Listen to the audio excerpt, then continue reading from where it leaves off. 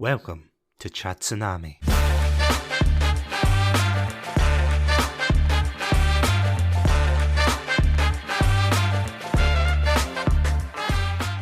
Hello everybody and welcome to another episode of Satsunami. I'm Satsunami and joining me for the Call of Duty is my brother-in-arms, Adam.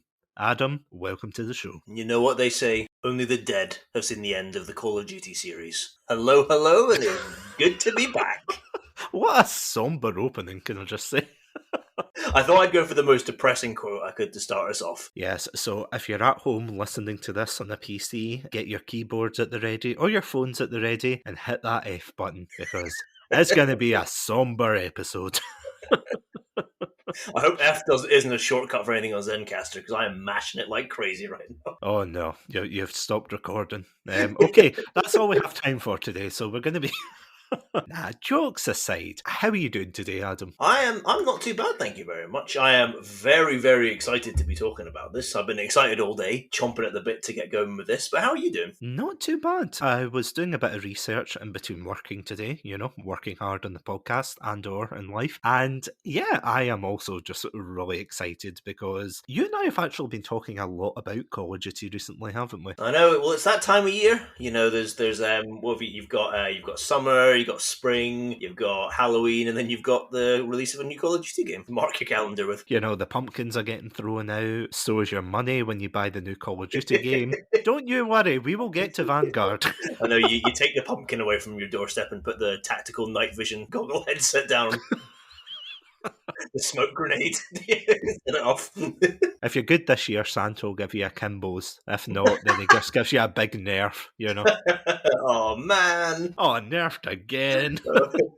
Hope Santa doesn't bring you recoil for Christmas, because my God, it's going to be a bumpy ride this year. But yeah, with that as I always start with to say that very subtle hint, today we are indeed going to be talking about the Call of Duty series, which is a series that is near and dear to our heart. And just to kind of recap, it is safe to say, isn't it, that this is a series that is very important to you and I? Oh, no doubt. I mean, I think, well, speaking for both of us here, I think we both kind of grew up as gamers with the Call of Duty series. Like, it's been there from, it's been there throughout our kind of gaming history. So, yeah, it's very important to the both of us. Like, you started at the very beginning, didn't you, with the first Call of Duty set in World War II? I did. When I was a rosy-cheeked, fresh-faced young lad, I started out with Finest Hour, which isn't part of the main series, but was one of the early Call of Duty games released back in 2004. So yeah, I was there at the beginning, man. You were on the beaches of Normandy. I was. Fighting the good fight. I was there before that. I was there in Dunkirk. You were on the fishing boat. Of course. I was exactly fleeing away in terror. Can you tell we're also history buffs? Anyway, the history podcast episode's next week, so if you want to tune into that, feel free. So you've been in it since the very beginning. I got into it a little bit later. I got into it during Call of Duty 3, which isn't regarded as one of the best Call of Duties, but I remember playing it, and I just remember having such a blast with it. I remember loving every minute, thinking it was hyper-realistic, even though it wasn't. Trust me, don't look it up right now. Don't look at the graphics, please. Please, whatever you do. But it was a great series. It hooked me in, and then, the subsequent games started hooking me in. But many people who listen to Satsunami, might already know is I'm also a fan of another particular series, which I've watched crash and burn. That, of course, being the Sonic series.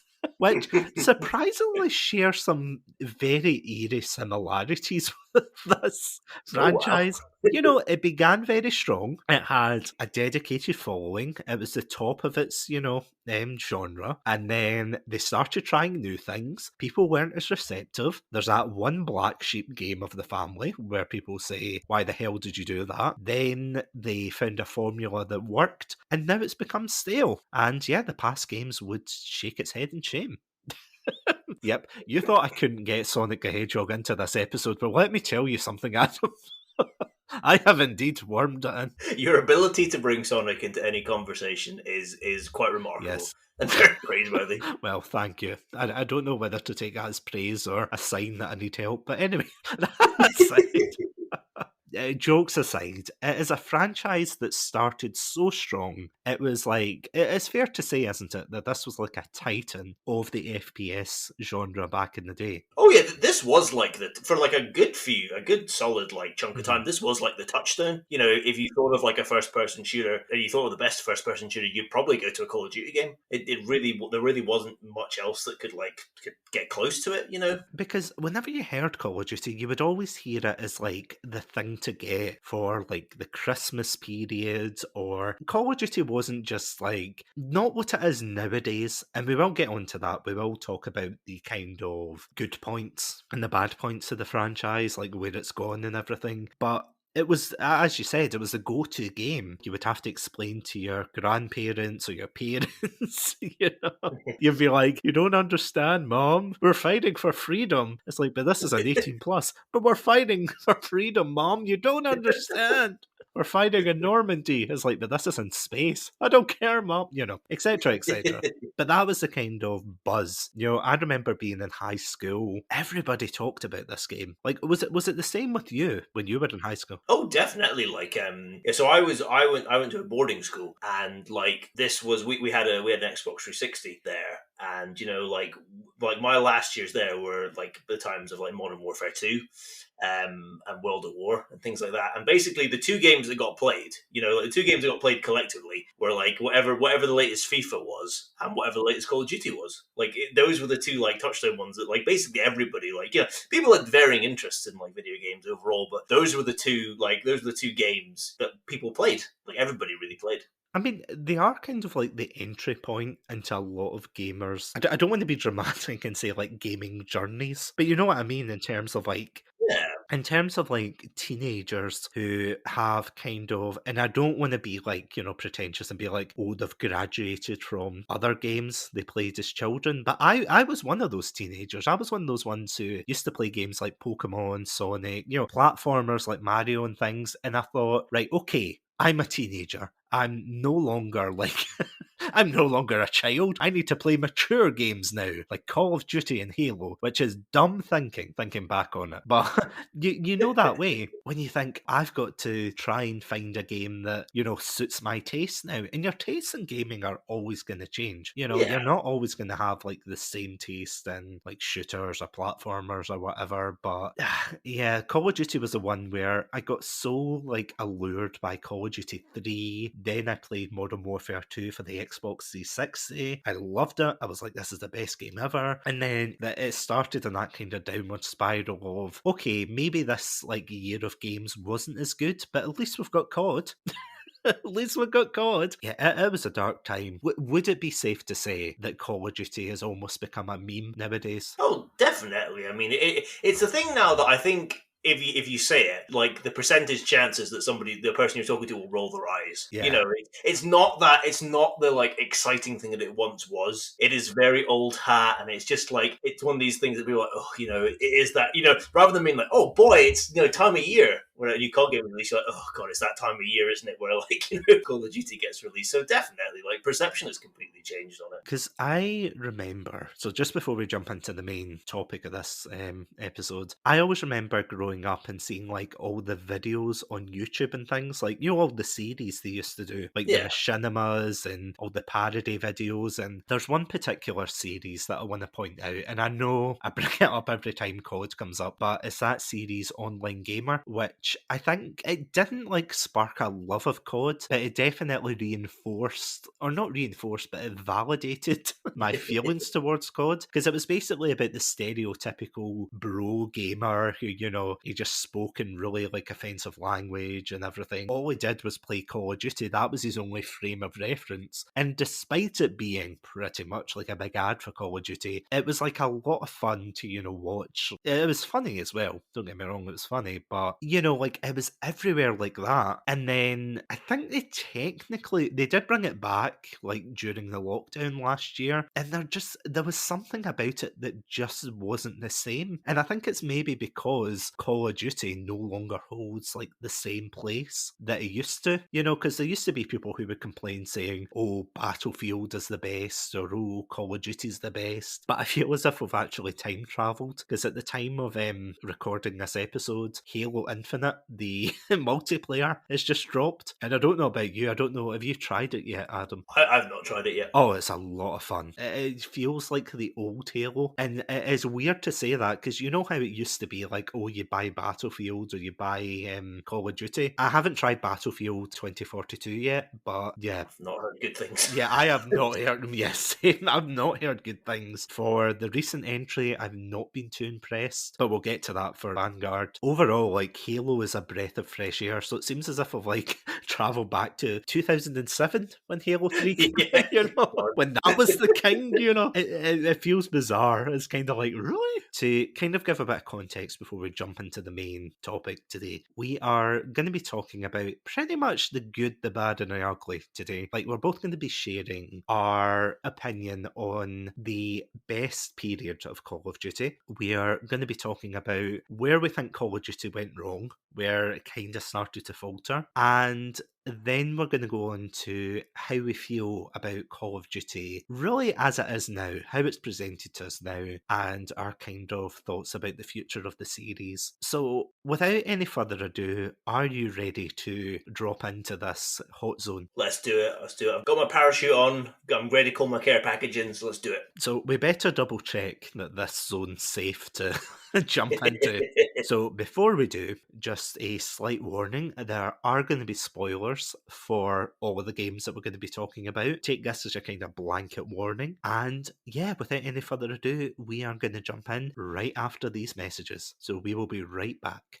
Welcome to Satsunami, a variety podcast that talks about topics from gaming and films to streaming and general interests. Previously on Chatsunami, we discussed Game of the Decade, Deadly Premonition, the romantic thriller Birdemic, and listen to us get all sappy as we discuss our top 5 Christmas films. If that sounds like your cup of tea, then you can find us on Anchor, Spotify, YouTube, and all good podcast apps. As always, stay safe, stay awesome, and most importantly, stay hydrated. We are Beer and Chill Podcast. Podcast where we review TV shows, games, movies, and whatever else takes our fancy. So what are you waiting for? If you're a cool kid like us, you're gonna listen to the Beer and Chill Podcast. You can get it anywhere from Spotify all the way to your grandmother's radio. My name is Jan. And I'm Craigie C. And we are Beer and Chill.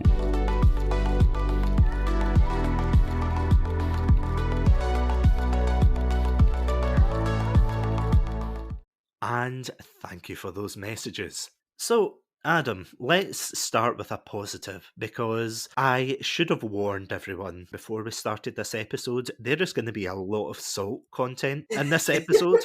So if you have high cholesterol, please be wary.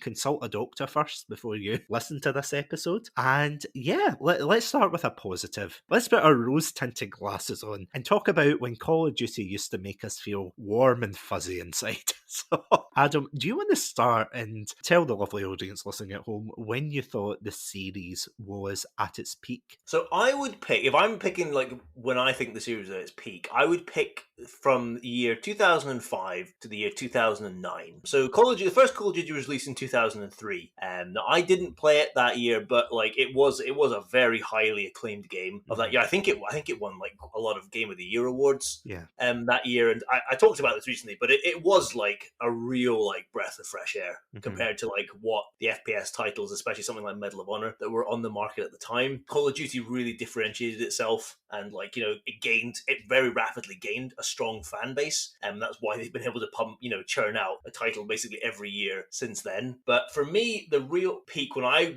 got really into the series was 2005 when the sequel came out, Call of Duty 2. This was the first game I got for my Xbox 360. Again, it's probably one of the games I've played the most in my life. I love it. I think it's near perfect. Just such a refined and polished shooting experience, just really pure filter. There's not like a lot of like fluff and kind of things around it. It's really just a pure FPS experience, and I love it. I think it's great. And yeah, like I wasn't as thrilled by Call of Duty 3, which was the year after, but I still think it's a good game, and I still think it's fun to play. I don't think it's aged as well as like the first or second Call of Duty, but still, I think it's still a good one to play. But then, of course, 2007, you had Call of Duty 4, and again, I feel like we may have forgotten how revolutionary that game was. Like, it really was. Like, not to be too hyperbolic, but it really was like a kind of landmark title in both gaming and the sort of FPS like genre. Just for like how basically so many games afterwards tried to ape what Call of Duty 4 had done. It really set a benchmark, and I still think it's the height of the series. I don't think the series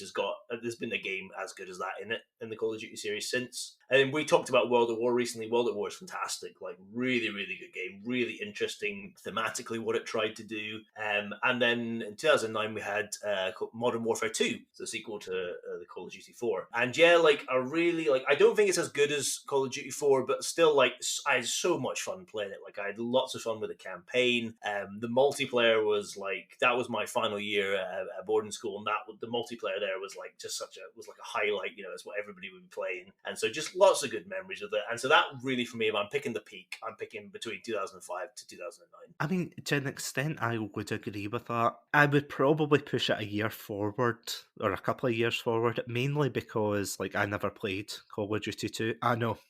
Yeah. Heresy. I stand before the court to say... You'll pay for your crimes when you get justice. Where it's so easy, Adam. Sorry, that's Halo. Anyway, that's from Call of Duty, right?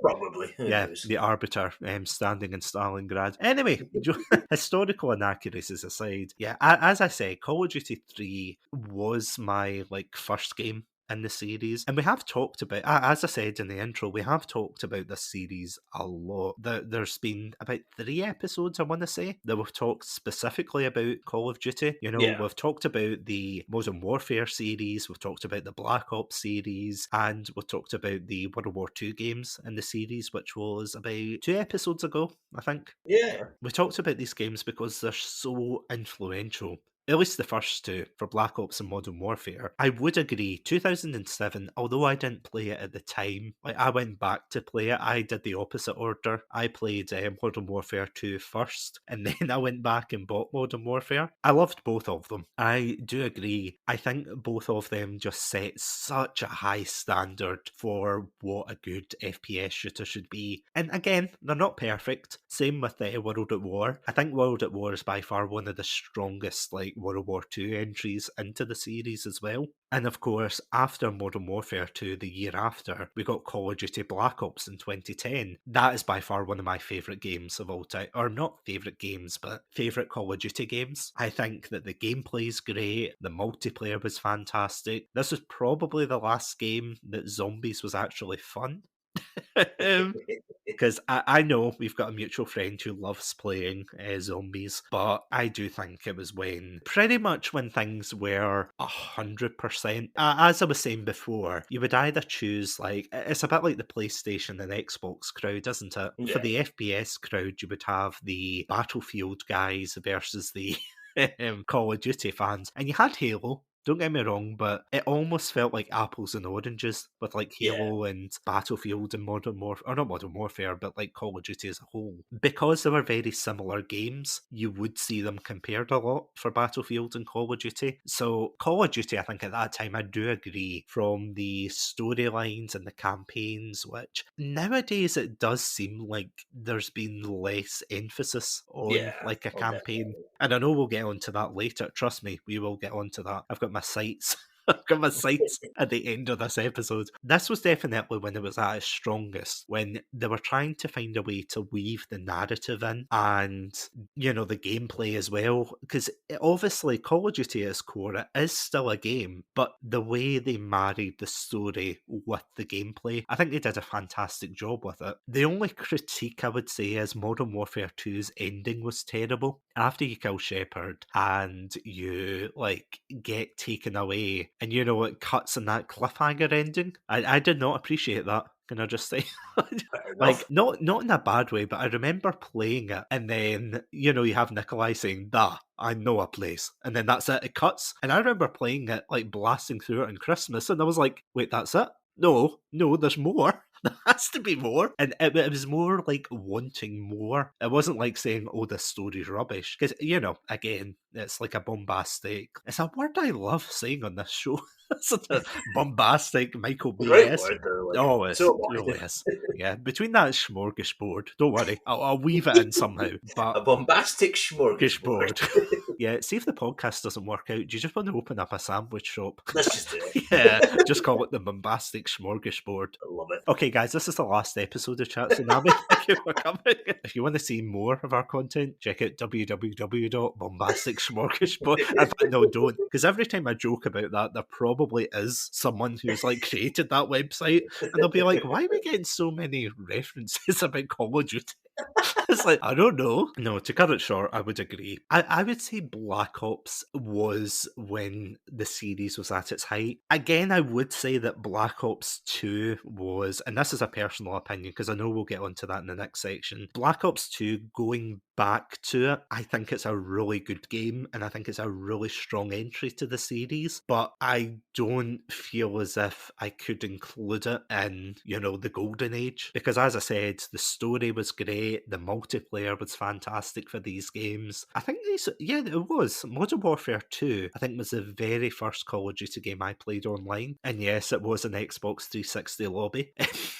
Take that how you please. Yeah, I loved it. I played Black Ops a lot with friends. Would you say that as well, that playing with friends influenced your opinion on these games? Oh, definitely. I mean, it's why something like Modern Warfare 2 I still rate so highly Yeah. in the series. Like, I think there are better games in the series than Modern Warfare 2, but like I have that emotional attachment to it because like I played it like so much, at school with friends and everything, and it just elevated it so much that I've got that nostalgia for it. I would say the same, but for Black Ops, like I think Black Ops is probably the one I played the most. Like, I wasn't sure whether I wanted to get it or not, but a lot of my friends were just like, oh, you should buy it. And yeah, I'm looking at you for Vanguard, Adam, but we'll get to you. Nah, jokes Deal is... with you later. Yeah, see me after class.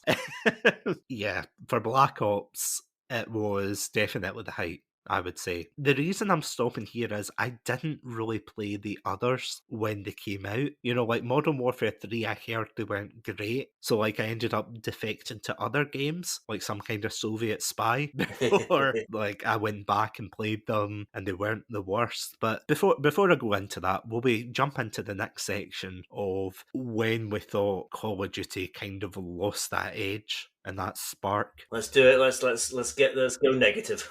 Nice. Going dark. So yeah, when do you think Call of Duty started to waver in your eyes? So for me, it's 2012.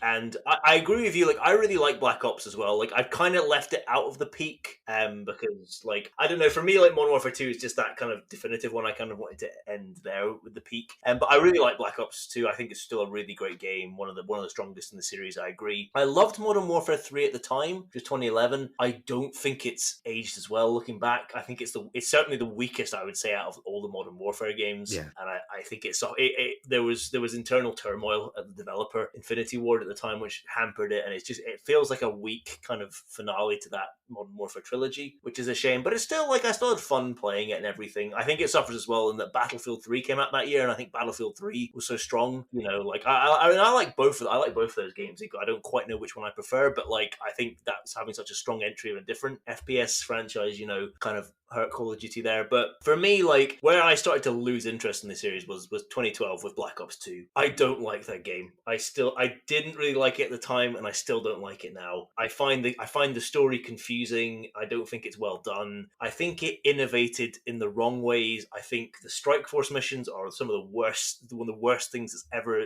been in a Call of Duty game. I'd agree with terrible. that. Yeah. I didn't like the shift to futuristic technologies and futuristic warfare.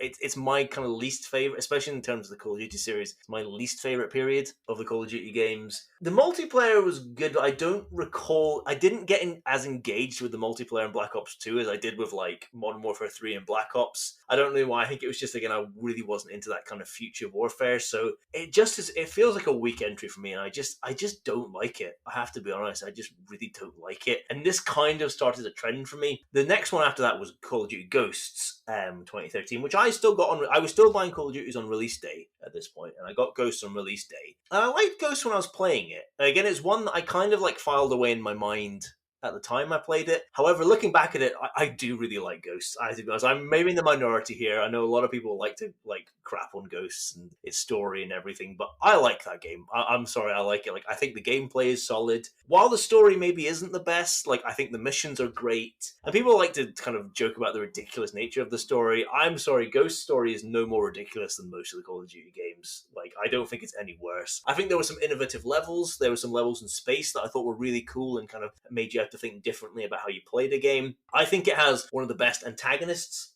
in a Call of Duty game, and I think it has, outside of Call of Duty 4, I think it has the best ending of any Call of Duty game. I love it. Sorry, Call of Duty Ghosts? Yep, it's subversive. It completely subverts your expectations for what you think is going to happen. Hold on, I'm biting my tongue here, okay? Sorry, continue. It completely, so like, just to again go into spoiler territory here, but basically it kind of ends in that traditional way. Like, you have a big, like, the last level is like this big firefight on this train that ends up crashing, and you think you've taken down the antagonist, and you and your brother crawl to safety, and you're watching as, like, you know, the Americans have like taken the fight, you know, winning the fight and like restoring kind of order, for lack of a better term, and you're like, that's your classic kind of, you know, Call of Duty ending, and then all of a sudden the antagonist reappears and like subdues both of you and your brother and drags you, the player character, off and says, like, you know, he's gonna like turn you against, you know, your friends and your family and everything, and that's how the game ends, with like your brother like screaming, not being able to rescue you. And that is such a great ending because it completely subverts everything that we knew about a Call of Duty campaign. It comes out of nowhere, and it set up, I thought, something really interesting for a future game. Wasn't to be, unfortunately, but looking back at it, I think Ghosts is really good. I don't think it gets the credit that it deserves. When I heard Advanced Warfare was the next one that got released, and so this one was properly, again, set in futuristic times, and it very much lent into the kind of future technology. This is where we started getting like wall running and double jumping, boosts and things like that. And to be honest, this is where I went off, because I really wasn't that interested in the future kind of warfare technology and everything like that. And this was the first Call of Duty game that I didn't buy on release. I got it like quite a few months later. I didn't particularly enjoy playing it, I have to admit. Like, I didn't really... This is when I began to lose my interest in the multiplayer as well, because my brain just couldn't track, like, people like wall running and double jumping and boosting over, and so like I was just absolutely terrible at the multiplayer in this, which kind of put me off. I've been trying to replay it again recently, and I replayed the first level the day before we were recording this, and I actually quite enjoyed playing that again. So I'll be interested to replay the campaign again to see if my opinions have changed, but at the time, wasn't really for me. It's the same with the next year's Call of Duty Black Ops 3. Again, it just didn't really click with me. Again, I didn't get it on release, got it a few months afterwards. Again, the multiplayer, I was just out of my depth. The story, like, again, it's one of these ones, again, I want to replay this one again because I don't think I got the intricacies of the story at the time, but like, having read a lot about it, like, I kind of want to replay the campaign because I think it tries to do some interesting like stuff, and I think it's thematically quite interesting, so I'm kind of keen to play it again. But it didn't grab me at the time, and I didn't really rate it as anything special. I didn't get Infinite Warfare, which was the 2016 Call of Duty entry. This was the one that got a lot of hate. This was the one set in space, and by this point people were kind of fed up with the future warfare angle and wanted Call of Duty to do something different. Yeah, I was completely out of Call of Duty. I was checked out by this point. This was also the year that Battlefield 1 came out, which was a Battlefield game set in the First World War, and I loved that. I loved that game at the time. I still love it now, and that's like absorbed all my attention and all my interest. I didn't actually end up playing Infinite Warfare until a few years ago when I borrowed Satsunami's copy. It's a fine game. Like, I don't think it deserved all the hate, but it's probably my least favorite entry in the Call of Duty series. I don't think it's bad. It just didn't do anything for me. For me, it just didn't feel like a Call of Duty game. It felt like a kind of like Titanfall / Halo kind of knockoff, and I don't think it was as good as either of those kind of series. Yeah, so that I think, like, looking at it from like 2012 to 2016, I think is really the low point for me personally of Call of Duty, with the slight caveat that 2013's entry, Ghost, is great, and I will not hear a word said against it. Well, prepare yourself. Oh man, get your trenches ready because I'm coming in. Here comes the mortar strike. Yeah, I would say I would agree technically with that same time period, but I would extend it out by 2 years. So I'm going to go with 2011 to 2017, which of course includes Modern Warfare 3 and World War 2. Two games which I'm very not fond of, but we will get to that. I say as I pull out the list that I'm about to nail to someone's door. Now, jokes aside though, Modern Warfare 3 was definitely the time where people were starting to get quite tired of the franchise. As you said before, there was a lot of people who, Call of Duty was going through an identity crisis. It started off as a World War II shooter, then World War II shooters became not cool and not hip, and then they moved to Modern Warfare, and then they moved to the Cold War as well. There was that kind of in between. But with the Modern Warfare stuff, as you said before, Battlefield 3 came out in... When did that come out? Was it 2011? 2011, yeah. 2011, yeah. I remember actually getting that over this game. I remember my mum asking, saying, do you want the new Call of Duty game? And I was like, oh no, I want Battlefield 3. And I can just imagine her rolling her eyes being like, great, I have to remember another franchise. But I played that, and that's got a horrific campaign, but we will get to that one day. But I still love the gameplay. I thought the gameplay was absolutely fantastic, and the multiplayer for that is just, chef kiss. Mwah, so good. But when I went to play Modern Warfare 3 back, it did feel a little bit like a lazy mod. Well, it is not a mod. You know what I mean, though. It's like, it felt like they were just reskinning and using other assets from Modern Warfare 2. It's a complete reskin of Modern Warfare 2, I mean, the reason, of course, as you pointed out so well, the fact that there was internal turmoil at Infinity Ward, which meant that, was it Sledgehammer that had to come in? Yeah, got drafted in. They were working on Call of Duty Vietnam, was that right? Yeah, I think that was the title. Yeah, and then they had to, they got taken away and they had to do, Modern Warfare 3. Black Ops 2, the only reason, and I'm, everyone's entitled to their opinion, even if they're wrong, but, nah, jokes aside. Thank you. With Black Ops 2, I wasn't sure what to think of it. I do agree in some respects, the tower defense mode was terrible. I did not appreciate that. I did go back last year though, and I replayed it in Veteran, humble brag there. I actually really enjoyed it. I think the reason being is because I played, and you can hear my full rant on the Black Ops series in our retrospective, but I actually enjoyed Black Ops 2 because I like the ideas they were going for, and the fact it did feel like a natural progression from Black Ops 1. Well, maybe not natural, but it felt more believable than what they pulled in Black Ops 3. I absolutely hated what they did in Black Ops 3. I will get to that, but Black Ops 3 is one of those games I found really fun gameplay-wise, but see, story, I hated it. I thought it was too convoluted, it was too over the top, too complex, and I do see what you mean. There are lines to read, but you could read one line at the beginning that says your character's dead, and the rest is a fever dream. So you think, great, this is all a fever dream. What's the point in playing then? And then, of course, you get the brutal scene at the beginning where you get your limbs torn off, and it's so gory. And this is something we actually touched on in a Modern Warfare retrospective, but it's that idea of Call of Duty trying to be more gory and trying to be more shocking. No more is that obvious than with Black Ops 2. I would go as far to say as Black Ops 2 is probably one of the goriest games out the entire franchise. Beyond World at War, but that's more of a period piece. You've got the World War II horrors, of the Pacific Front, of Stalingrad and the Eastern Front in Germany and Russia. For this one, the game basically starts with you watching a man burn alive. You rescue Woods, who is in a container filled with dead bodies. It is quite brutal. And Modern Warfare 3 did the thing where they blew up a child with a chemical weapon, which, again, we've kind of touched on that, haven't we? About the shock value for the sake of just being shocking and controversial, and you think, why bother? Well, obviously money, sales, but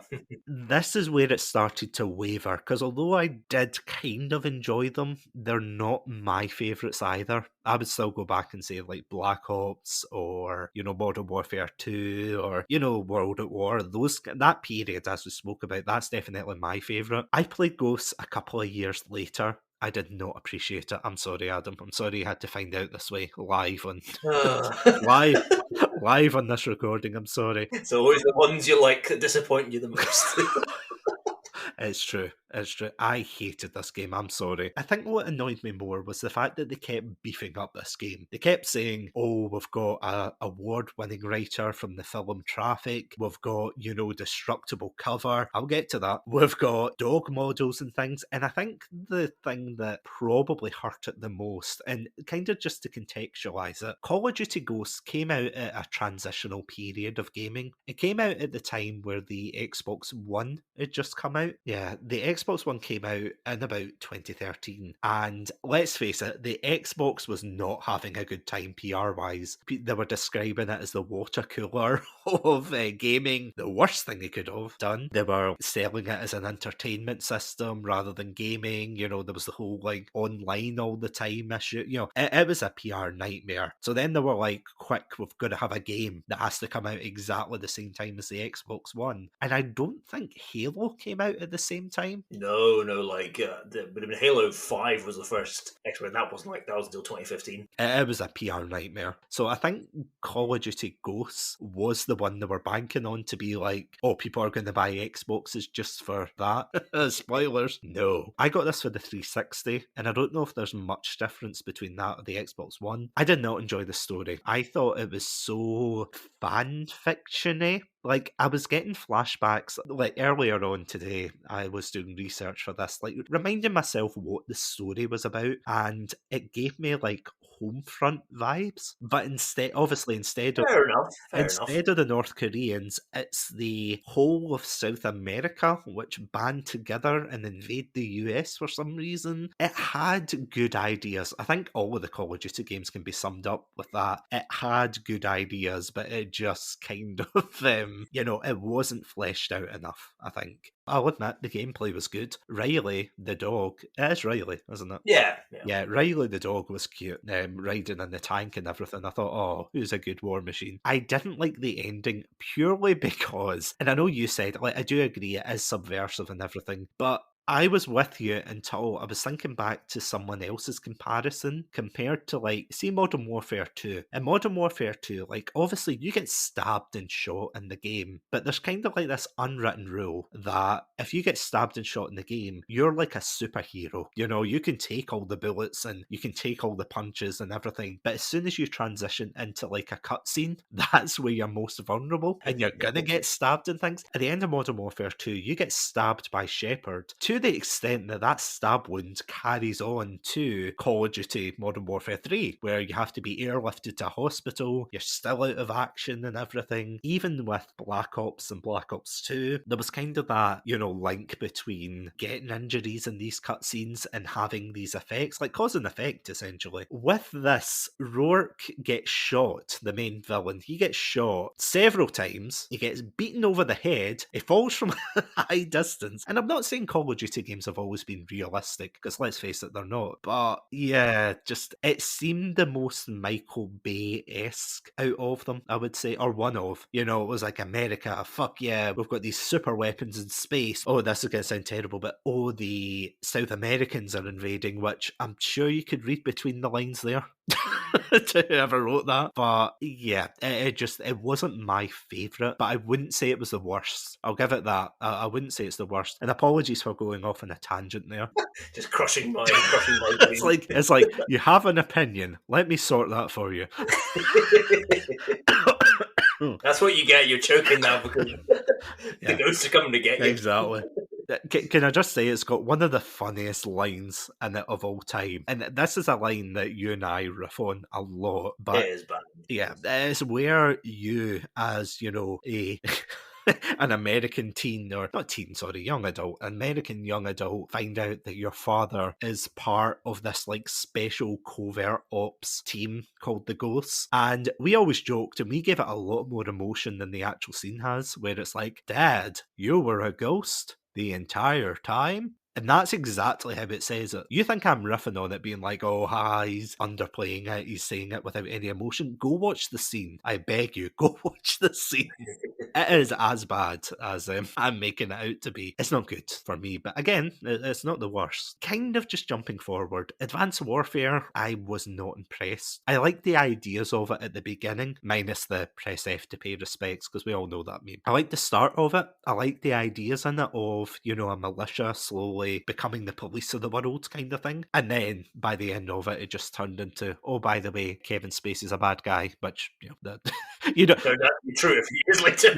yeah, no. It's like nowadays you don't need a spoiler warning for that. He's always going to be a bad guy. But, back then it was like, back then. But you know what I mean? In the game, it was just this weird twist where it's like, oh, he's the bad guy and everything just became generic. Again, I do agree with Advanced Warfare, Black Ops 3, and even Infinite Warfare. They had this like obsession with advanced movement, and I agree, I couldn't keep up either. I'm not a big fan of Titanfall either. I liked the game, but I just can't keep up. I prefer the boots on the ground style, and I hate saying boots on the ground style because that was a marketing for World War II, where they're like, boots on the ground. It's like, wow, that's your actual marketing, that we're not jumping about like arseholes, above your head. It's like, oh, great. Again, Black Ops 3, as I said, I didn't like it. I thought it was too convoluted. It had such flimsy connections to the past titles. It was like, oh, Nova 6, and yeah, this mention of Raul Menendez, and you're like, okay, what else? What else can be linked to this game? And it's like, that's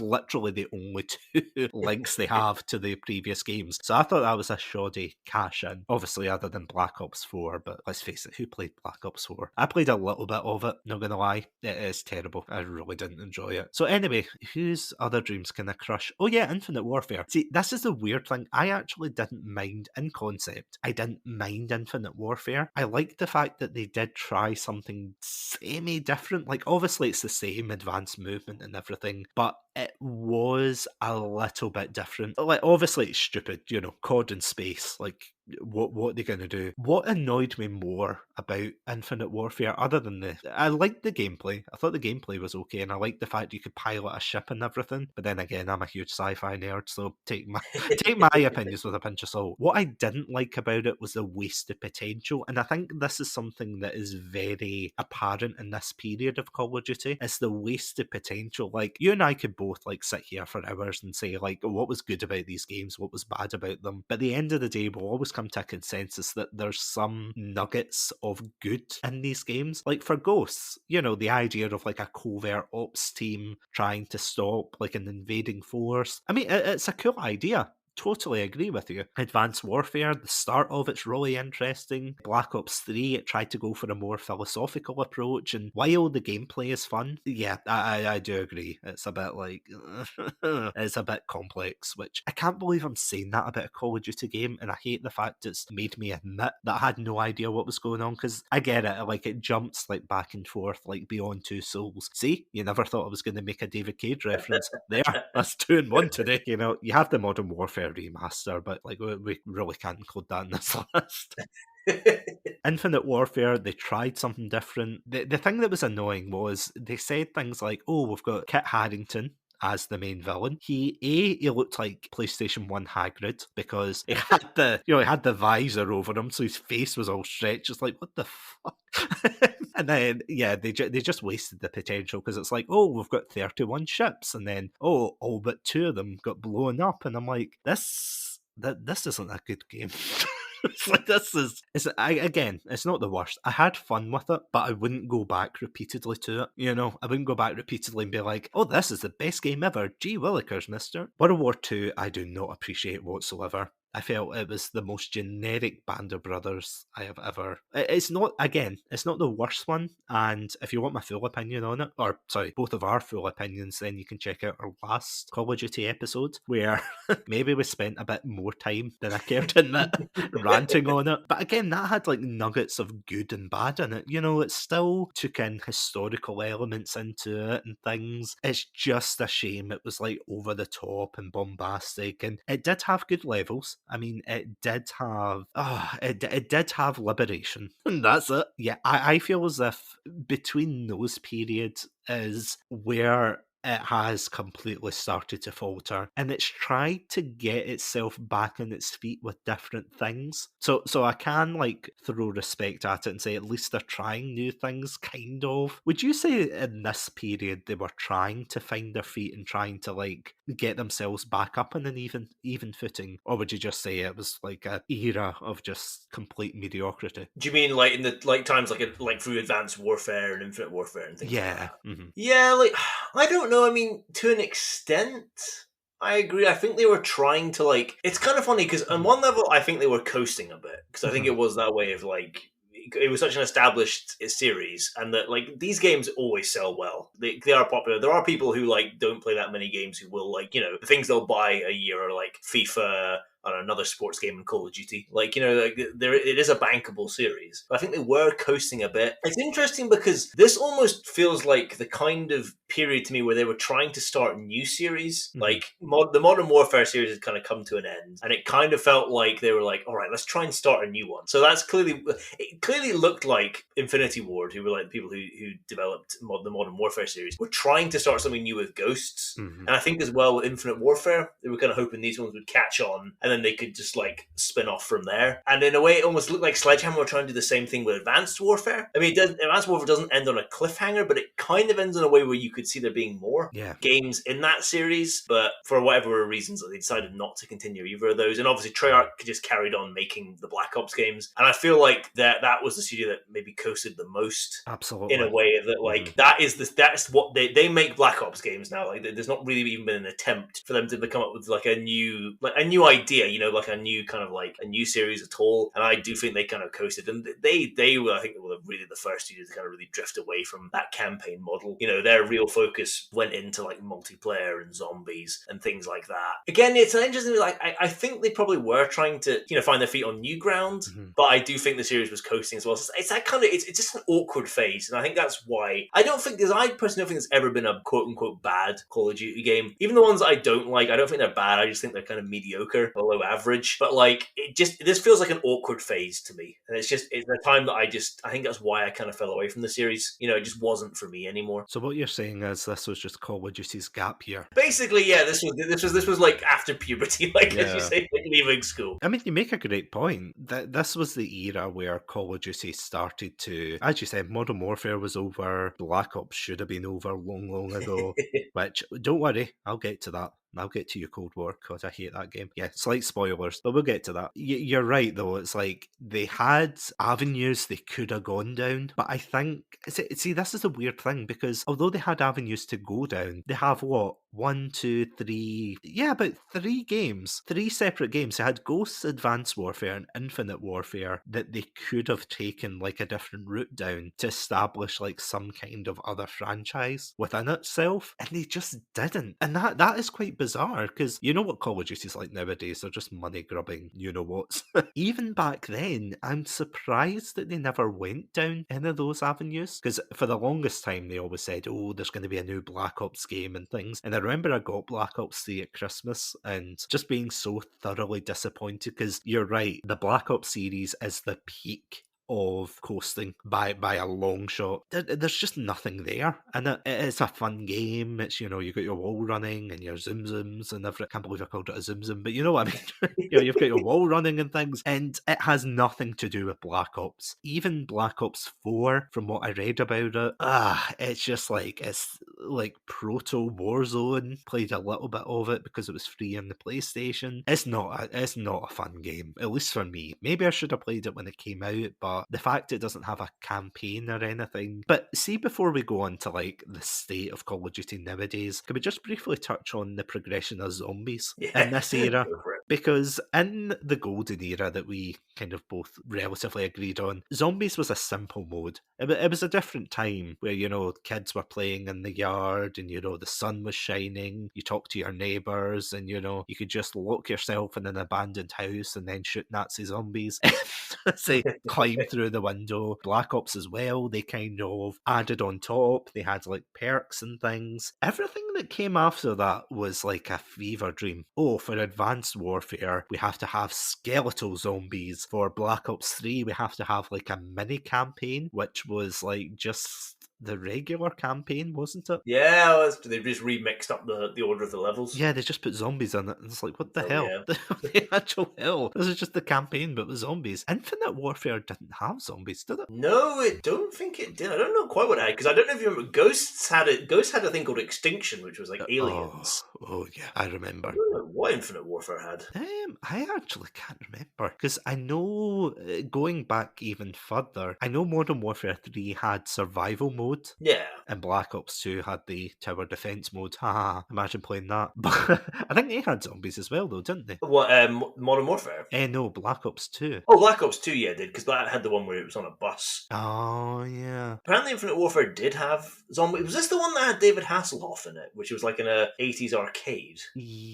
Quite possibly. I think that must be the one. I have vague memories, but I'm going to admit, after Black Ops, I really dropped off of the zombie series. I did try to dip my toes into it, but just no. I don't know, like, maybe I'm an old man, Adam, and feel free to call me out on this, but like, I'm old, my bones ache, and I just want a simple zombie mode where I don't have to like buy like 50 power-ups. Yeah. Like, you know, like have to memorize routes and open the ether and talk about the dark gods and things. Like, Yeah. I have to admit, I have like looked into the zombie mode, and there are people who are like genuine fans of the series. So like, whatever I'm saying here, like, I don't want to be like, oh, if you're like this, you're dumb. Everyone enjoys their own different things. But come on, it is a bit complicated, isn't it? It's just so different. I think it's just for us Yeah. as well. Like, it's so different from what we quote unquote grew up playing. Zombies was quite a simple horde mode. Yeah. When we started, and that's where it was. Maybe it's because that's what we played. We like it the best. Mhm. I feel like the zombies mode became this trend where it was like, we're gonna get some high profile actors in, and that almost became like the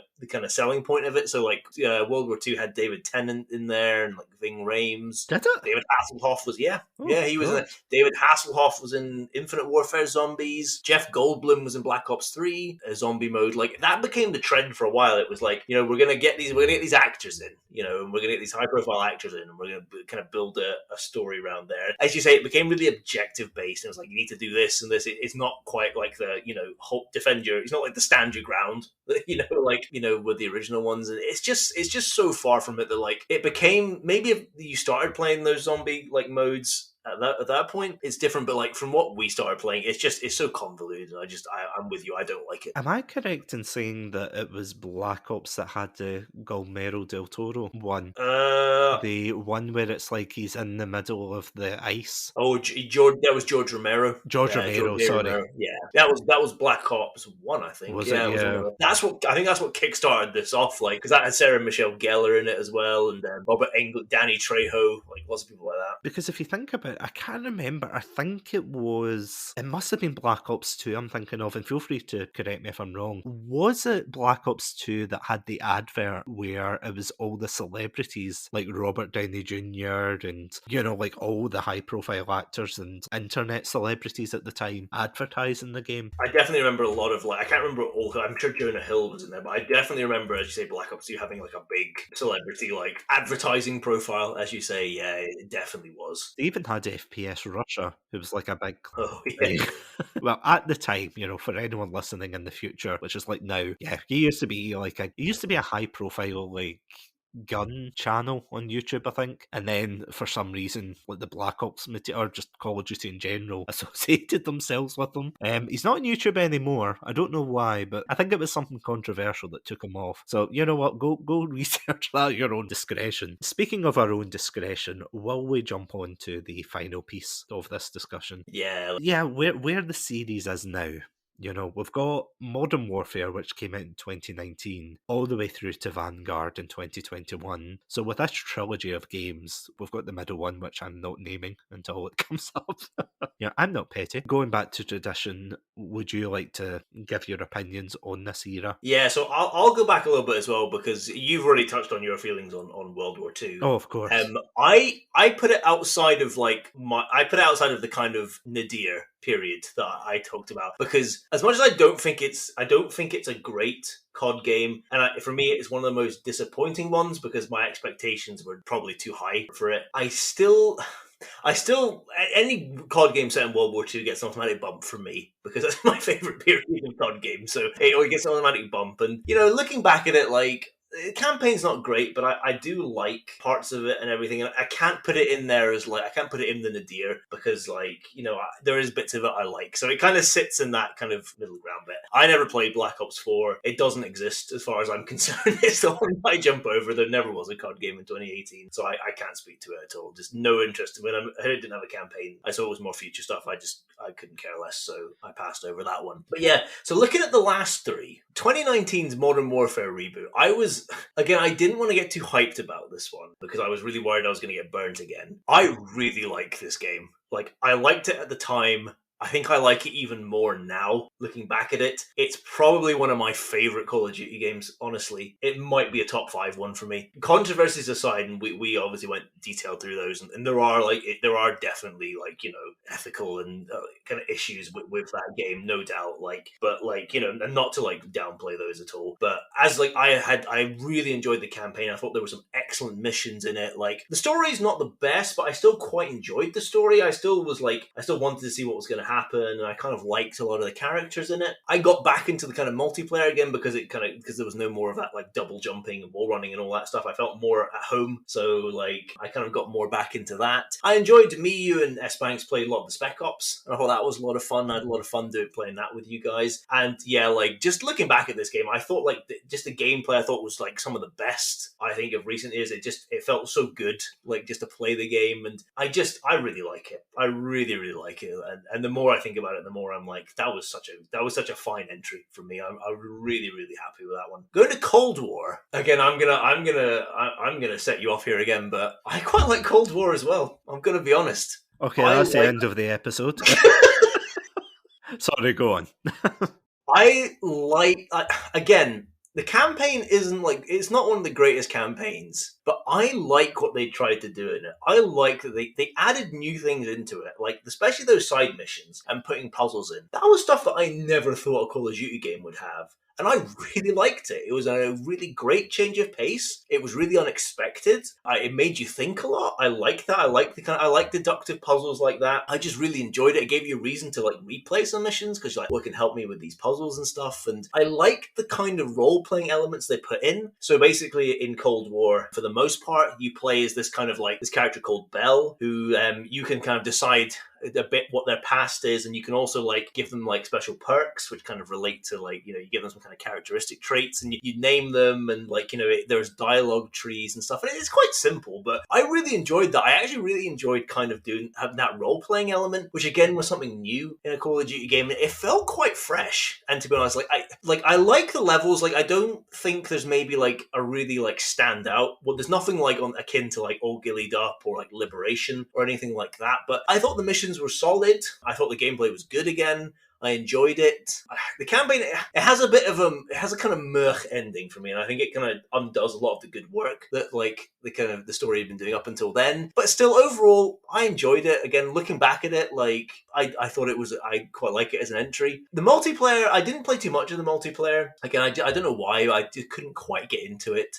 So I'll dock it a bit for that. But still, again, it was that kind of, use that to borrow your phrase, boots on the ground. So I enjoyed that, but I never really got into it. The zombies didn't click for me, but then the zombies hasn't clicked for me in a long time, so I'm not really going to hold that against the game. That's what it is. But overall, I quite like it. I wouldn't put it in my top 10 Call of Duties, but I still quite like it. So I was late to the Warzone party, and it was only really playing with you and Green Shields and S Banks that I kind of got into the Warzone, and it's a fun mode. It's probably one of the Battle Royale games I've enjoyed the most, outside of Tetris 99, which I still think is the best Battle Royale game out there. Oh, 10 out of 10. Yeah, without a doubt.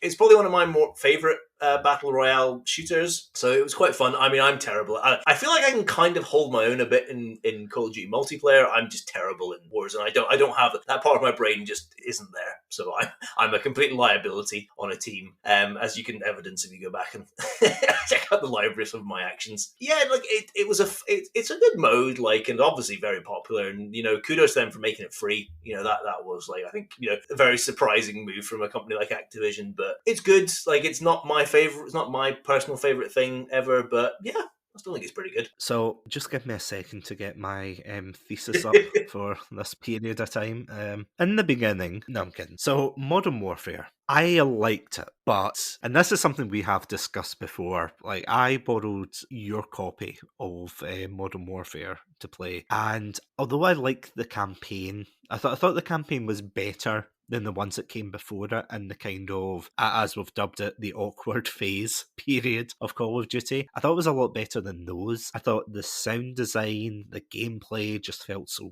fantastic. I loved playing it online with you guys. You guys, of course, being S. Banks and yourself, Adam.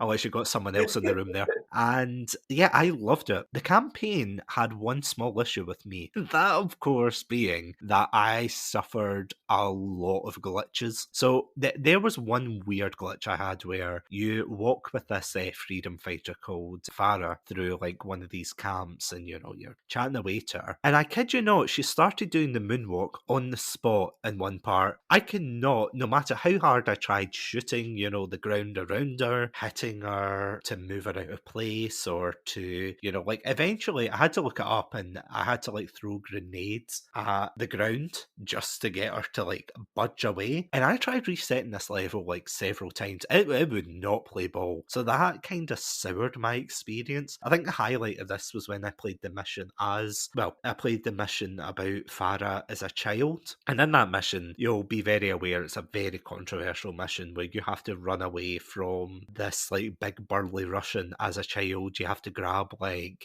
sharp objects, you have to grab scissors, and you have to, stab them with like the object and run away. And then after you do that, you escape with your brother. There was a glitch where the brother refused to move. And of course, being a child, you don't have grenades to move him. So I had to restart the entire like level again, which is an uncomfortable level as it is, but the game like making me crawl through dead bodies of children and, stab a burly Russian as a child, it did not sit well with me, and it really soured my experience. And it's a shame because it's a good campaign, but it's just a shame those kind of things happened.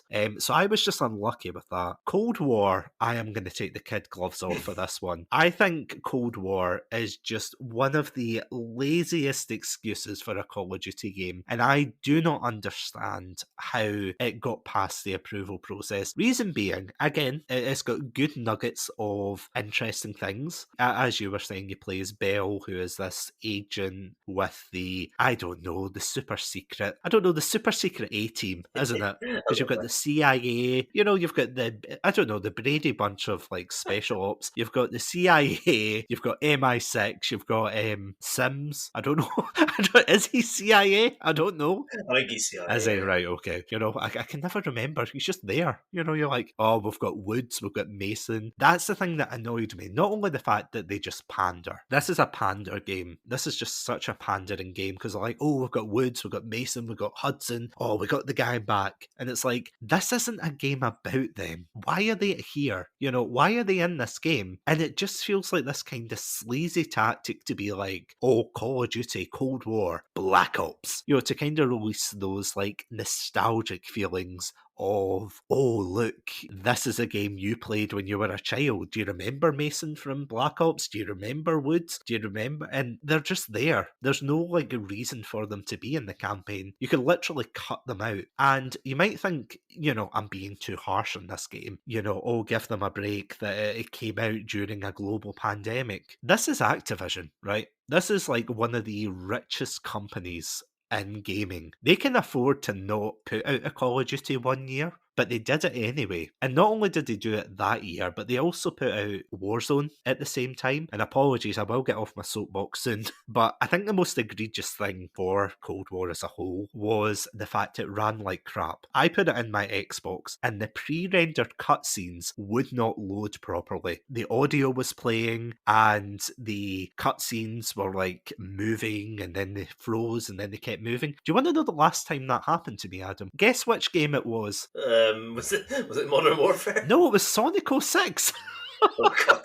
Sonic 06, one of the most infamously rushed hellscapes of a game. And I had to relive that experience through Cold War. And I was like, is this a joke? Is this like actually? And again, as I said, don't get me wrong, really interesting nuggets of like interesting gameplay and things. And I do agree. I think like, and correct me if I'm wrong, but was this game not meant to just be a Cold War game, but they just tagged Black Ops? I have heard that, but They may. I don't know that they may have done. One thing I'll say is this wasn't supposed to be Treyarch's year to release a game. Like, it was meant to be Sledgehammer. We're supposed to release a game in 2020, but Sledgehammer fell into internal turmoil. yeah. So, like, Activision kind of rushed Treyarch to, like, push their game forward. So I don't know whether some of these problems you can, not to excuse it, but, you know, you can say it's a result of that, like, them having to, like, push forward their development. It's kind of indicative of like what Call of Duty has become, hasn't it? Yeah. Like, I know I'm probably kind of preaching to the choir by saying, oh, why are they rushing and releasing a game every year? It just, like, obviously the problems were there, like with Modern Warfare, yet somehow they still managed to retain their footing, almost. And although they were putting out mediocre games during the awkward phases, at least I would say they were competent. I would play through them, and although, you know, you've got the memes of,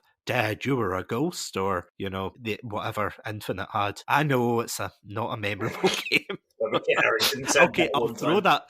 Yeah, I'll throw that bit to you, Adam. I don't know what Kit Harington said.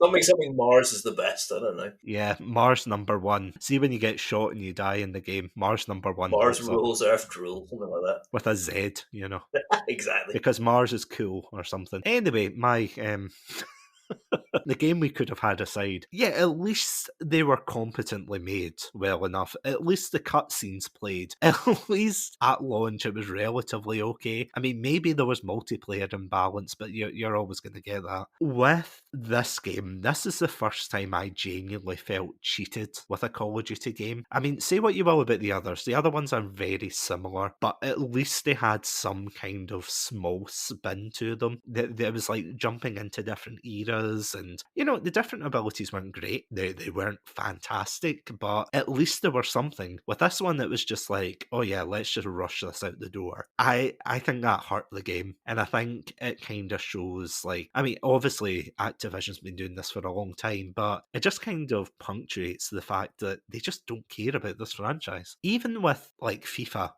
one of the examples you brought up, they release a game every year, and I think it's probably harder for them to like create something kind of new, because obviously the game's exactly the same. And don't get me wrong, I'm not saying, like, I'm not justifying FIFA being the same game and being like, oh, they can't do anything different. But compared to something like Call of Duty has, well, to quote James Bond, all the time in the world, all the kind of settings, you know, they can choose from history. Like, for example, you and I were, like, reading up in some of the articles before we started recording. There was meant to be a Call of Duty Rome game. There was supposed to be a game set in Roman times, and they canned it. That would have been sick. Well, maybe. Like, that would have been really interesting. But again, like, Call of Duty is no longer in the hands of innovation and trying different things. I think Warzone, kind of jumping to that, so apologies for like ranting on Cold War, but I feel as if Warzone might be what's killed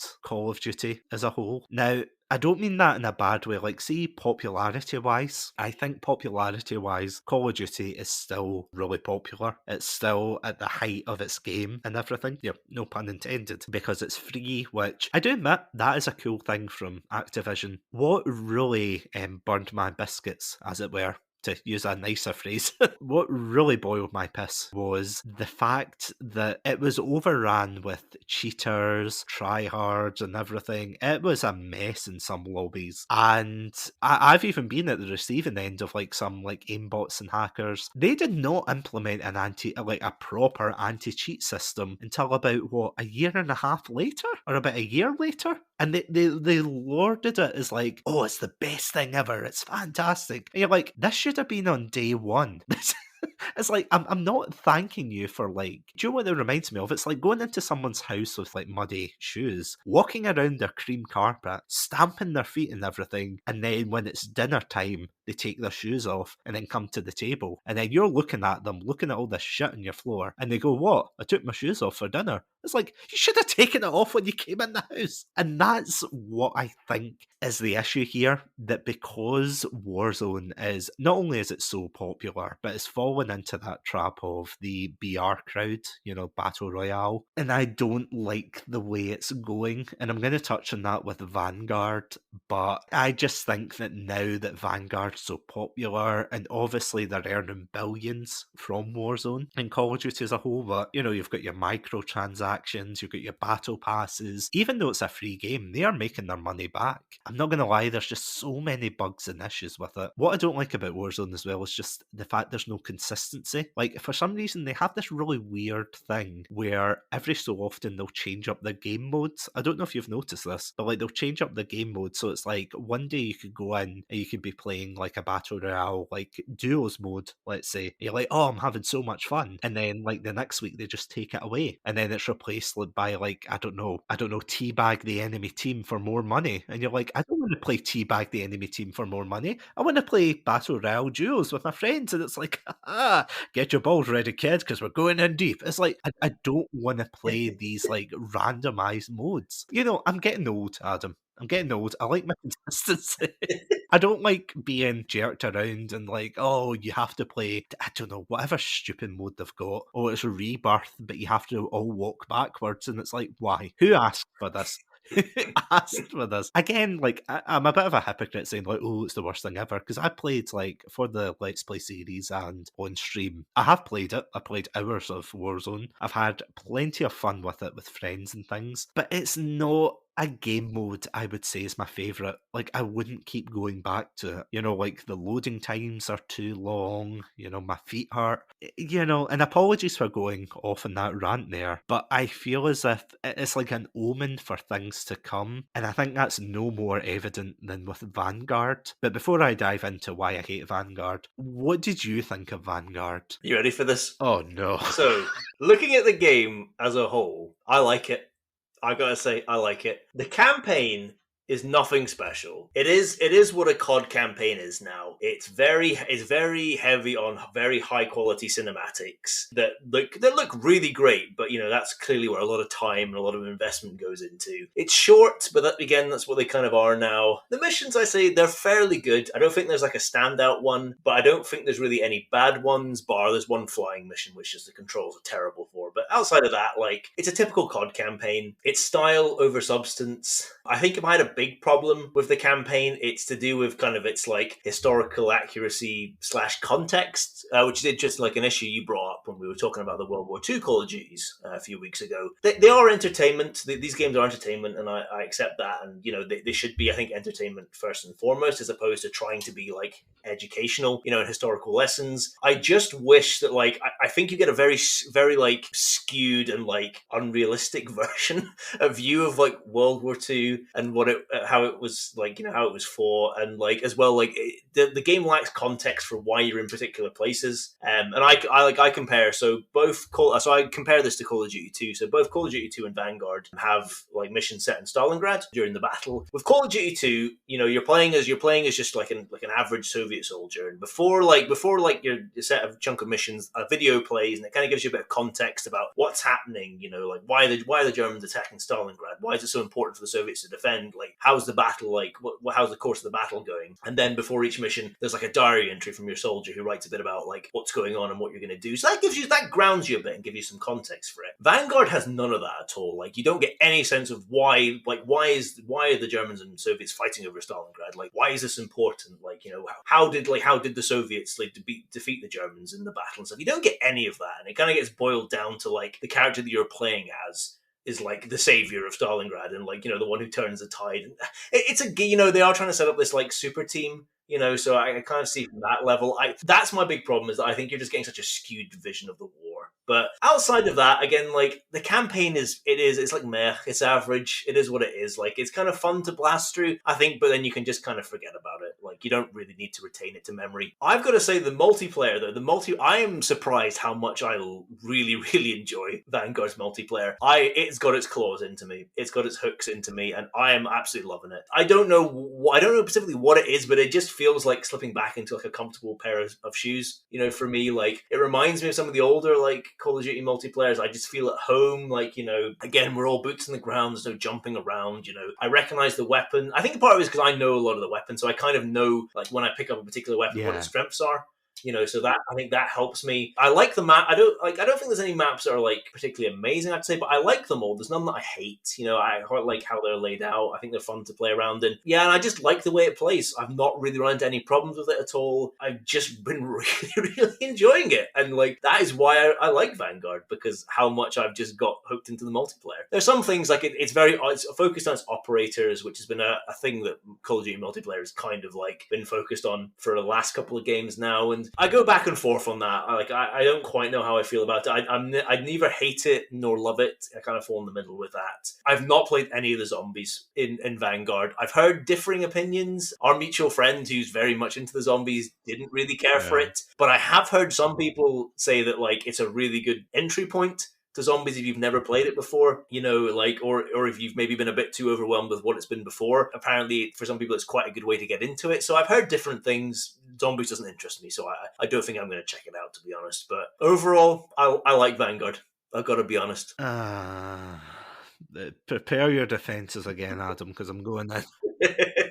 Oh man, I'll get the drawbridge up. I would say, and again, this is the thing, I hate being so negative about a series that like I fell in love with, obviously, all those years ago. I think this is by far one of the worst, if not the worst, that I have seen so far. And I'm going to tell you why in excruciating detail. No, I'm kidding. I will say, like, this is definitely, for me personally, this is one of the worst Call of Duties I think I've ever played. In terms of the multiplayer, so I'll get the multiplayer out the way first, because I thought it was okay, but literally I think it's okay. Like, it's COD multiplayer. The one thing I don't like about it is I feel as if you die too fast, and I know like people will be thinking, oh Satsu, you're just bad at the game, and you're right. I am. Get good. Hashtag Shatsu get good. I feel as if like a couple of shots and that's it, you're down, which is ironic because going back to like Halo Infinite, honest to God, those Spartans are like sponges. You like empty a whole clip into them and they kind of yawn it off like, oh, and you're like, oh shit, what do? I feel as if you kind of die too quickly, and I don't know if they're going to patch that or not. There were a lot of like graphical glitches for me. For those of you who have played it, you'll know there's like an MVP screen where it's like your character hits like just a random German soldier as your operator. It is really weird because I got one where I played the multiplayer and the German soldier or whoever they were hitting wasn't there. They were just like hitting thin air, like they were cosplaying in their bedroom, like, oh. And I do think that's like kind of unforgivable because I'm like, there's graphical glitches and then there's a multi-billion-dollar company that are taking money from people for something that clearly isn't finished on launch day, and they're like, you know, there's all these excuses. This is something that's typical of gaming nowadays, where even Pokemon, like in the day of this recording, Pokemon the remakes for Diamond and Pearl came out, and Nintendo actually put out a release saying, oh, we've got a day one patch for it, and it's like, Jesus, is no game like ready on day one anymore? Because you've got Battlefield 4 as well, you've got, not Battlefield 4, sorry, Battlefield 2042, which is about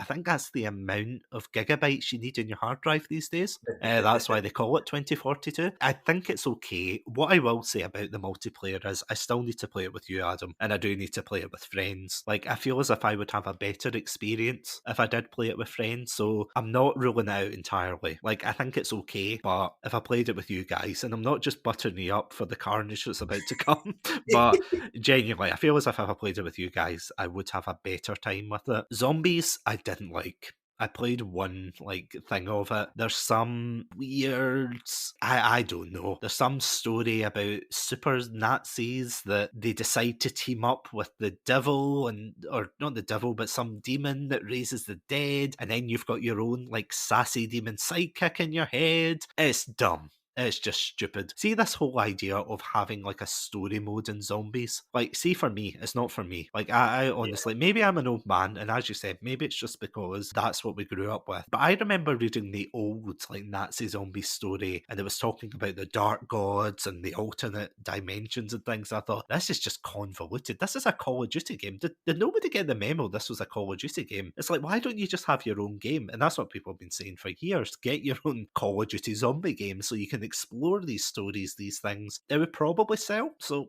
do it. But no, they keep tagging it on with a stupid storyline. So they said they were going to reboot it in, I think, Cold War. But then, of course, as you know, Adam, as soon as we started playing that, it was like, welcome to the Dark Ether. And I was like, no, I don't want to go into the Dark Ether.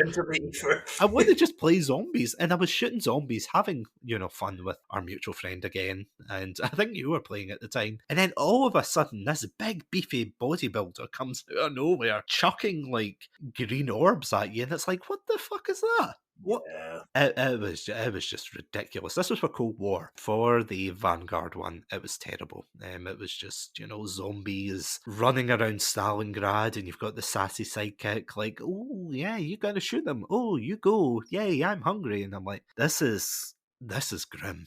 This is just, it was hard to get through. It was really hard. And I know if you're playing with friends, maybe better experience again, but not for me. The campaign, I did not like the campaign. I thought it's by far one of the worst, and that's coming from someone who didn't like Ghosts. I would rather play Ghosts than this campaign again. Wow. And I will tell you why. I really don't like Ghosts, but I'll tell you why I don't like Vanguard. Vanguard is an unfinished product. Again, we talked about the idea of, historical accuracy and things like that. There's a lot of people who, there's like a huge debate about this, like, how many liberties can someone take with creative rights? Like, remember we were talking about like World War II, Call of Duty World War II, and we were kind of focusing on that idea of, like, when is it appropriate to introduce like certain topics? When is it appropriate to, like, make it bombastic and over the top and, have trains going over you as you fight with the Secret Service? And you're like,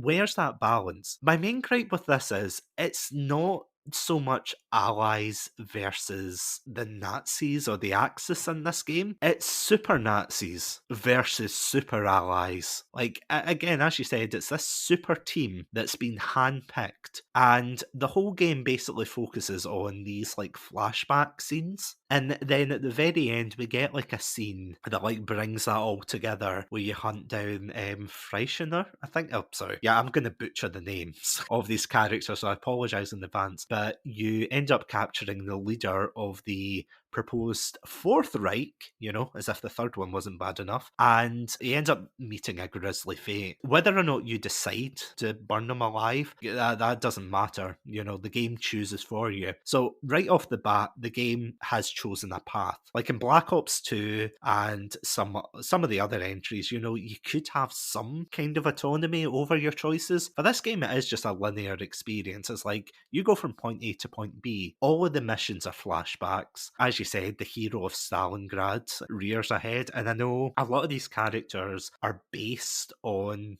real life people, but I feel as if even for me this is too much. Like, a lot of the characters in this are just far too over the top, far too marvelly quippy, especially for like this kind of scenario. Because on the one hand, I do agree, it's like, this is a video game, you have to have like a fun video game, but I feel as if they went too far in trying to make it more like a film, and then the kind of gameplay was after. The worst thing this game has done, and this is why I have such a gripe with it, not only do they reuse the assets from World War II, which I know, I get it, it's a World War II game, they use the assets from COD World War II, they're exactly the same. Like, I was actually messaging you when I was playing this game. I was like, Adam, have I bought the same game? Have I bought World War II? And you were like, no, you bought Vanguard. And I'm like, yeah, because I feel as if I'm playing the same game here. I think the worst thing about it, other than the length of the campaign, I think the worst part is it just feels like a prelude to what's going to come for Warzone. And that's kind of worrying me, because there's a cutscene in the new Warzone update where it's like your team in Cold War go into this like bunker, and you meet the person responsible for the Vanguard team. And, he talks about how, there's operations all over the the world and everything. But all I hear is, oh yeah, in season 1, we're going to go to the Pacific. Season 2, we're going to go to Argentina. You know, it's like it's setting up really bare bones backstories just so you can buy the next battle pass for Warzone and then get that's the thing, because they pride themselves, and honestly, feel free to jump in, Adam, because apologies I'm being so negative in this, but why would they base it on, you know, real life characters if they're just going to make them into superheroes? Like, why bother focusing on the Second World War in the first place if they're just going to make an Inglorious Bastards video game? Yeah,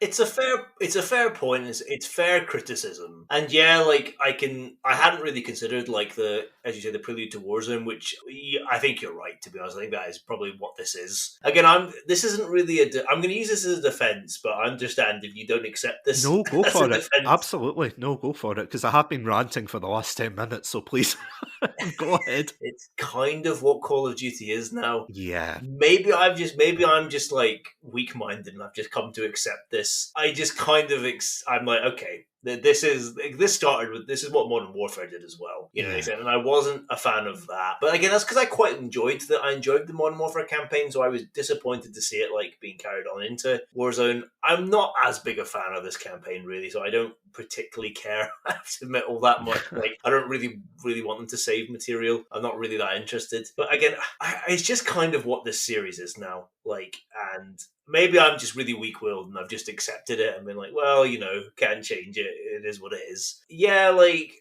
I say, like I accept your criticisms. I think this campaign would have done better to just focus on one or two of these like characters rather than it's like a team of there's like a team of 6, which quickly gets whittled down to 4. You get your 4 major characters. I think it would have been better to just focus on 1 or 2 characters. To be honest, would have been especially for a short length or a length in the campaign if you want to do the 4 teams, but if you're not, just keep it with 2. I think 1 or 2. But yeah, like I don't know.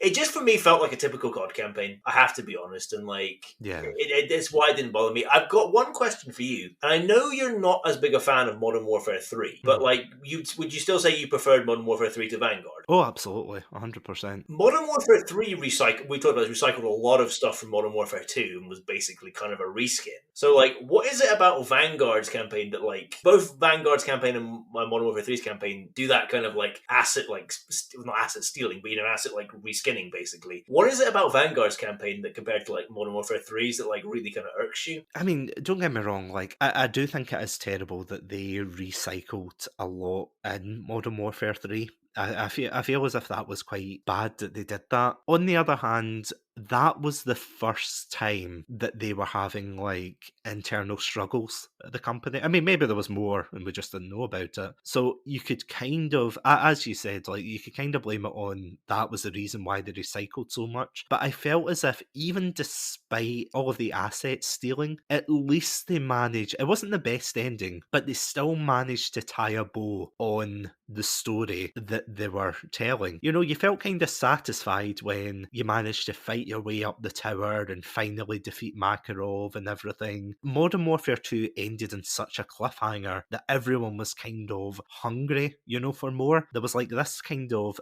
jumping board that people could jump off of, like players could jump off and say, okay, we've had a fill of Modern Warfare 2. So maybe by extension, Modern Warfare 3 felt more like a DLC to 2. Like, maybe that's underselling it. And there are bits of Modern Warfare 2 that Modern Warfare 3 that I don't like. With Vanguard, I completely see what you mean. Like, what makes Vanguard worse? It's the fact that it just feels as if they did not care about the story, or just the game as a whole. And don't get me wrong, maybe they did. Maybe there are people in the studio that do care about this game. You know, maybe there are people who worked at heart and soul in this game, and you know, they're listening to this podcast episode, to which case I'm so sorry, but I'm about to tear your baby apart. For Vanguard, I think it was because I played World War II before playing Vanguard, and I noticed the similarities right off the bat. The thing is, it's 2021, and at least with Cold War, again, there was like divisions and there were struggles. With that, you could kind of say, oh, that's the reason why it wasn't finished. I'm just getting, like, I'm not even angry at this point. Going back to what you were saying, I'm just disappointed.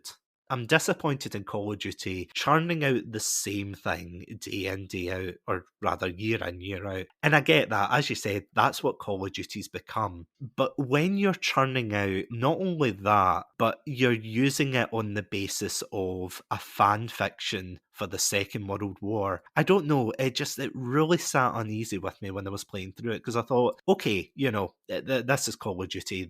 Whether or not, Modern Warfare 3 was like a great story or not, it's a fictional story. With the World War II one for Vanguard, it just felt like a very poor, unfinished mod of, World War II. Like, honestly, could you imagine, like, on the Xbox Live store or the PlayStation store, going like loading it up for World War II, and it would be saying something like, "Get your DLC for World War II, now featuring Vanguard."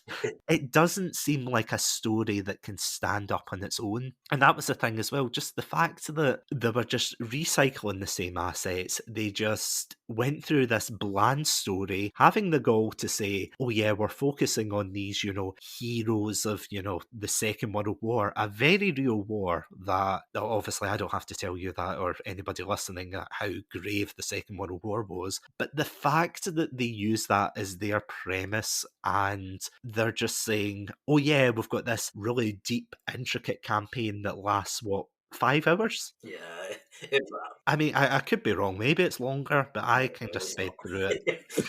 It's not. Okay, the fact it's just a prelude for Warzone, I think that's what hurts the most. Because at least, although games could be bad in the Call of Duty series, they stand on their own. Like, I could rant for ages about Ghosts, but at the end of the day, it's its own isolated thing. With Infinite Warfare, it's a guilty pleasure. I like it to an extent. I don't think it's great, but again, it's its own bubble. What Call of Duty has been doing since Modern Warfare is they've been linking them together. Like, I don't know if you've seen the start screen for Oh, yeah. it is a mess. You've got Modern Warfare on the right, then you've got Warzone, then you've got Cold War, then you've got Vanguard. Like, what is going on? They're trying to like link them all together as some kind of, and I'm going to use it, a smorgasbord of games. It just feels as if they wanted the campaign out the way quickly so they could be like, oh, no one cares about the campaign and everything, and so they put like a half-assed attempt into it. Maybe they didn't. Maybe there are people who genuinely believe in what they're doing. There's a lot of like cutscenes in this game, as you pointed out. A lot of cutscenes. I did not appreciate that at all. Like, they look beautiful, but that's the thing. It's like, if you're trying to create this like big, again, bombastic, if you're trying to create this big bombastic story about heroes, like superheroes versus super Nazis, why are you making a video game? Why don't you just go ahead and make a movie, put it on Netflix? It just seems as if, again, it's a prelude to Warzone, to which Warzone is going to be overrun. Like, because they've got their Pacific map coming out soon. Can you imagine what that's going to look like? Like, imagine, the fresh-faced recruit, he's got his, like, Sten gun or his MP40. He is ready to storm the beach. He is ready to grab a Type 100 and fight off the horde. And he looks to, the trees, and he sees the trees rustling, and he thinks, oh, who's going to come out? Is it going to be the Axis? Is it going to be, who's it going to be? Imagine your horror when you see the guy from Scream, Judge Dredd, Rambo, and Donnie Darko Bunny running at you. Warzone. Is this what it's going to be like, where they've got like a Beaches of Normandy map in the future, and that's who you're up against? Like, and don't get me wrong, I know it's a game. I know it's a game predominantly made for kids, even though the game's 18 plus. It's a game made for kids nowadays, and it was back when we were younger as well. But they weren't as overt about it as they are now. I don't know. It didn't sit right with me, and I hope that makes sense. Like, I hope I haven't like contradicted myself or like went off in a total ramble there. Like, I feel as if at least it wasn't egregious or as much, because they did it once and you kind of thought, okay, never again. And it's kind of ironic, because that is a theme of war in general, isn't it? Like, you always have wars in the world and you think, okay, this is the last time we're going to mess up. And then there's another war the year after, and you're just like, the same with Call of Duty games. It's like they never learn a lesson. And I feel as if now they've got their cash cow with Warzone, that they're just going to think, okay, we don't have to try anymore. And that to me is just, it is a damn shame. It's a damn shame that they're not innovating as much as they used to. I mean, other than, I want to twist this question back to you quickly, but see, other than the like command system, you know how all the characters have their different power-ups? Oh, yeah. Did you notice any gameplay differences beyond that from World War II? There's a couple of there's that ability to tactical sprint where you can get like a short, like extra fast duration of sprint. You can run through some walls, some wooden walls. There's, I mean, the kind of like the character ability thing is the big. I mean, even I suppose that kind of to an extent resembles like in World War II. You had the squad. Your squad had different abilities, although it was more like getting extra ammo, med kits, or like the X-ray vision thing. Now it's more like one character can like crawl through vents and small spaces like really fast and climb. Another one can carry a lot more like can carry more like explosives and grenades and things like that. Another one can give orders, and what's the other one's like a focus ability, isn't it? So yeah, like I suppose that's a kind of variation on the squad command, the squad power up thing in World War II. Yeah, like I see what you're saying, that they're not that different. I don't know. Maybe this is me looking back, but like, what's the big difference between playing Black Ops and Modern Warfare 2? Did they play that radically different? I wouldn't say right. I know what If you we're being mean. honest, like, is there that much of a Call of Duty to me has always kind of been the biggest difference I think now is if you look at like playing the game now compared to what it was like 2005, 2006. I would say since 2007 up until now, like it's kind of been very similar in a lot of ways. Which I mean, they are all first-person shooters, and you can argue a lot of first-person shooters kind of play the same across different game series and stuff. But that's maybe the counterpoint I would pose. I mean, there are definitely minuscule differences, like depending on what the B button does. I would say, and that's a very tame counterpoint. Like you did the dolphin dive and Black Ops and things. True, yeah. I feel as if maybe you could kind of split it up, like with Advanced Warfare going through to Infinite Warfare. Well, that's a fair And Black point, Ops actually. 3, you have the wall running. That was their gimmick, Good point, There's yeah. always a kind of gimmick you can group them together with, like with the Modern Warfare series, it's just a sprint. With Vanguard, it almost, and again, like, I'm not saying this as if like Vanguard's the only one that's, copied, because you're absolutely correct. There are other games out there that have copied, well, other Call of Duty games that have copied from this, but it seems as if it's taken Modern Warfare's sprint ability, and then it's just taken World War II's assets, and it's kind of put this like mishmash together. And I get it, like, don't get me wrong, I do like that about Modern Warfare, so I can't really say, oh, how dare you steal that, because I'm thinking actually that was a good point that I felt as if was severely lacking in Cold War. Like, I think it was a joke you made when we played Halo Reach, and we were asking why we couldn't dual wield weapons when you could in Halo 3, and you were saying, oh, it wasn't invented until Halo 3. That's almost what it felt like. Oh yeah, tactical sprint and sliding wasn't invented until 2019. It's like, oh, come on, really. I do see what you mean. Again, the games have copied one another. I will admit, the games have copied one another. I don't know. Maybe it is just me getting tired of the franchise doing it. It's like me turning around and going, now don't you do that again. It's like, I'm going to do it anyway. I just feel as if it's like the prelude to just releasing another game that's just going to be the same. It's going to be a shorter campaign. It's going to be, even less features. It's going to be like the story of, I don't know, Jim the janitor who finds an AK-47, and it's going to be 2 missions of him fighting in, I don't know, Vietnam, let's say, and then it will be like, find out what happens next time in Warzone. And you're like, ugh. Which is something I know we've touched on it, but I really don't like that. The fact that it continues, the story into Warzone. No, I totally agree with you. But on that point, apologies for the rambling again.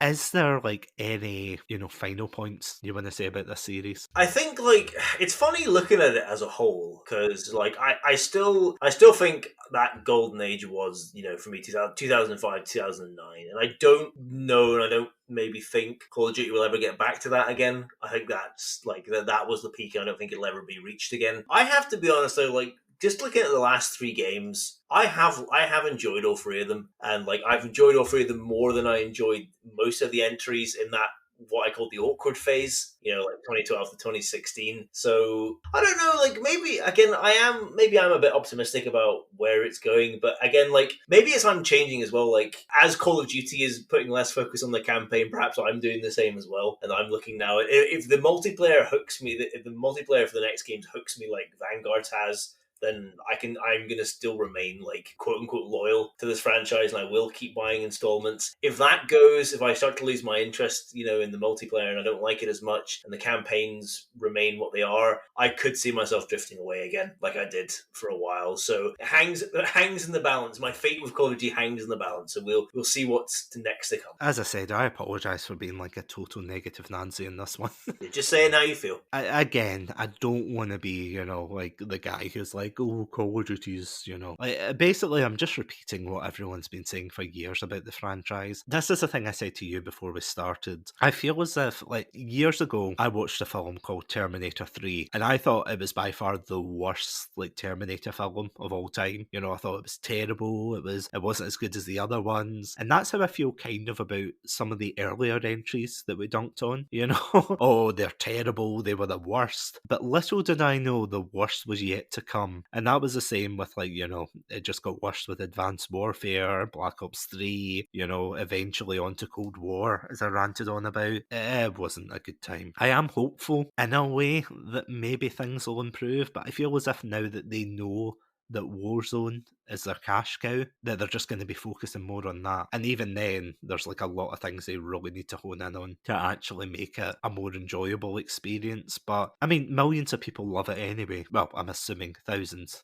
I would say like millions of people play Wars, maybe hundreds of thousands, but you know what I mean, like hundreds of thousands of people are playing it, they're enjoying it, they're streaming. And I don't want to take that away from anyone and be like, oh, if you like this, you're terrible, because you're not. Absolute personal preference. And maybe, I don't know if it's just a sign of the times, the way gaming's evolving, or it's us maybe looking through nostalgic glasses, towards like what the past was.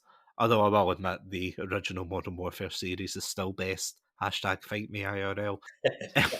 I'm not 100% hopeful after Cold War and Vanguard, because I feel as if they're two entries that could have had stronger impacts. It's the same issue I have with a company like Nintendo or EA, where it's like, I wouldn't be as harsh on them if they weren't like a multi-billion-dollar company. But it's the fact that every year, and it's the reason because everyone buys them every year. And I don't know, maybe that's my fault as well for going out and buying it and supporting it, but it's trying to play it and hoping for something different. And I get it, it's like insanity to be, what is it they say in Far Cry 3?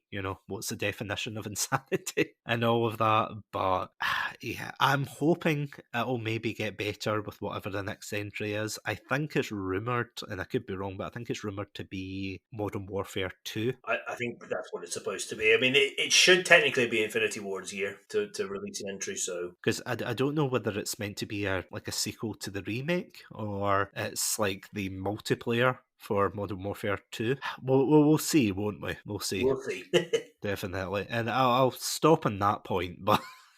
yeah. But yeah, once again, Adam, thank you so much for joining me on this discussion, and apologies for the rants again. No worry. I will go away and try and forget the mean things you said about ghosts. I'll go sit in the corner with Riley and we'll both cry. Yeah, well, you know what? We should really stream it sometime. Oh, because maybe I've been too harsh on it. Like, I haven't played Ghosts in a good couple of years now. So yeah, I would be willing to go back and play it. You can understand its genius. Exactly. And I need to read between the lines and the layers and things like that. And yeah, on that ghostly note, thank you all so much for joining this episode of Satsunami. Yeah, let us know what your favourite Call of Duty game is down below. As always, stay safe, stay awesome, and most importantly, stay hydrated.